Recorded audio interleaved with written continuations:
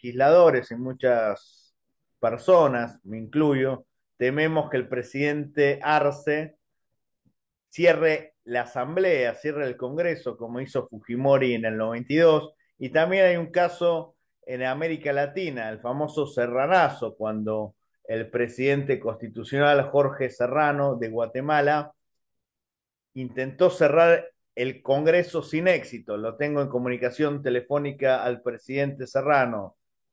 Jorge, muchas gracias por aceptar esta entrevista, muy amable como siempre.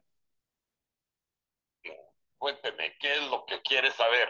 ¿Qué fue el famoso Serranazo? Porque usted, siendo presidente, quiso cerrar el Congreso y luego fue destituido del cargo. ¿Cómo fueron esos sucesos? ¿Cómo fue la jornada del 25 de mayo de 1993 en Guatemala? Muy sencillo, lo que pasa es que el Congreso, la Corte Suprema y las Cortes realmente había llegado a un nivel de descomposición y de corrupción impresionante. Ya en el Congreso ya todo era dinero, compraban, vendían leyes, era un mercado. Y por el otro lado, el Congreso vino y emitió una ley que la sacaron en una noche, en la cual prácticamente le pasaba al sector energía todo lo que era generación, transmisión y distribución bajo control del sector privado. Entonces, cuando esa ley llegó a mi despacho, yo la vité porque yo tenía un programa de no privatización, pero sí de desmonopolización de los sectores, tanto el de energía como el sector de O telecomunicaciones. sea, Esto, disculpe, ¿allá en Guatemala era unicameral o había dos cámaras en ese no, entonces? una sola cámara, una Era un sola Congreso cámara. unicameral. O sea, el problema empezó que usted vetó como presidente de la República la ley del Congreso. Acá hay una ley que lo tendría que promulgar el presidente Arce y hasta ahora no se expidió. Pero yo desconozco lo Sí. que esté pasando en Bolivia. Lo que sí es que en Guatemala ya era una corrupción tremenda, amparada por un sector empresarial corrupto hasta la médula y por un sector militar también corrupto. Dos cúpulas militares total y completamente comprometidas, yo le diría con el narcotráfico y hasta también con el crimen organizado. Evasores de impuestos, contrabandistas. Y esto no había forma de tocarlo porque usaban al Congreso y usaban las judicaturas para hacer lo que se les daba la gana. Presidente, ¿de qué manera usted cerró el Congreso? ¿Declarando públicamente como hizo Pedro Castillo que el Congreso lo vacó? ¿Cuál fue la actitud del Congreso al saber que usted lo iba a cerrar? Porque no puedo cerrarlo. En primer lugar, yo emití un acuerdo gubernativo en el cual se dejaba cancelado el Congreso.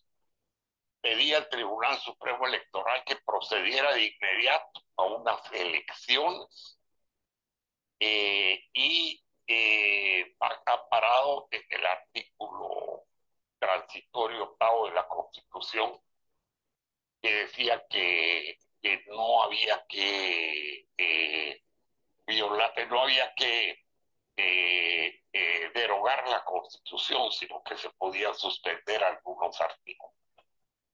Y eso fue lo que le causó un gran problema a todas las estructuras de corrupción que había en el país. Reaccionaron mucho más rápido que yo. Yo no quise sacar gente a la calle por no promover un derramamiento de sangre, lo cual fue un error mío. Yo debía haber sacado a toda la gente que me apoyaba. En el momento que yo di el golpe al Congreso y a la Corte, yo tenía el 82% de apoyo Y nacional, tenía 2 años de mandato. medio de mandato, pero la cúpula militar se vendió. Y después, Y ¿usted cómo terminó? ¿Lo apresaron? ¿Tuvo que salir del país? no, simple y sencillamente hubo unas negociaciones. La mayoría del Congreso estaba conmigo en casa presidencial, pero ya había una, una confabulación muy adelantada por parte del narcotráfico, del sector empresarial corrupto y de algunos militares que se ampararon en una fachada cívico, pero que no era cívica, era realmente de bayonetas y plata a dólares y bayonetas. Y estos fueron los que orquestaron la salida mía. La última Cuando, pregunta, ¿usted recomienda a un presidente que esté enfrentado abiertamente con el poder legislativo que haga lo mismo que usted hizo? ¿O hoy en día piensa que esta no es la mejor solución? mire, en primer lugar le quiero decir que en América Latina ya son muy pocos los países que tienen democracias respetables. Todo lo demás, gran parte de los países, eh, ahora mucho más que antes, son motivos o son producto de fraudes electorales.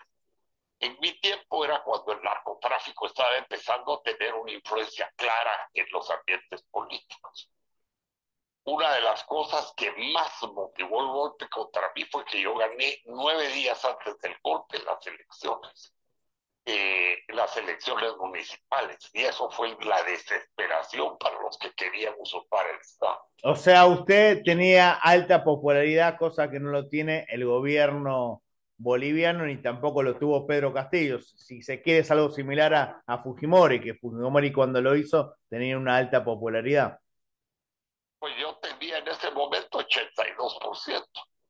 Era tal vez de los presidentes con más popularidad en América Latina. ¿Y qué fue lo que sucedió? Lo que sucedió es que ellos fueron mucho más activos, circularon mucho la plata y tuvieron una asesoría de lo que hoy se conoce como el Estado profundo.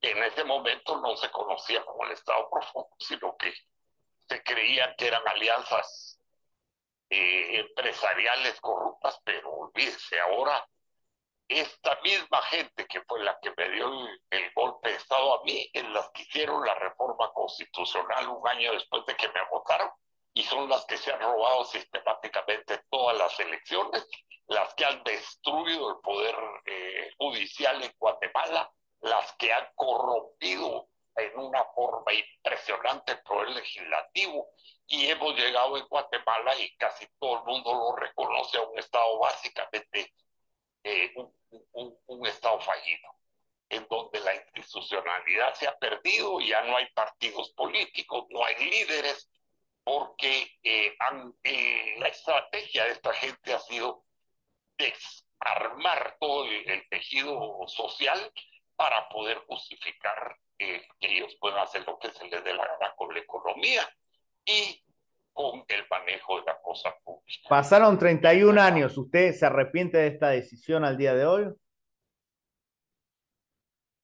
Lo que me arrepiento es de no haber sido lo radical que todos me recomendaban que fuera.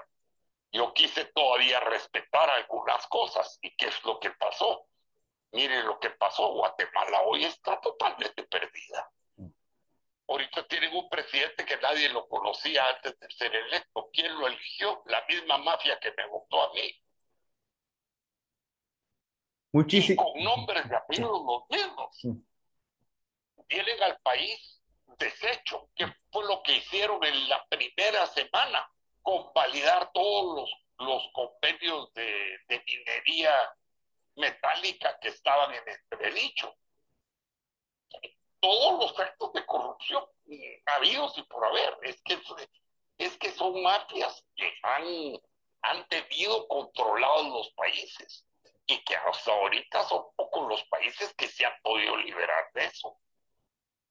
Muchísimas Entonces, gracias por este recuerdo y saber que hubo un presidente que cerró el Congreso, por lo menos lo pretendió cerrar sin éxito. Muchísimas gracias, pero presidente. lo que le quiero Sí, decir es que el regreso de ese Congreso ha sido lo más fatal que al país le pudo haber pasado. Hoy vea usted cómo está el sistema judicial.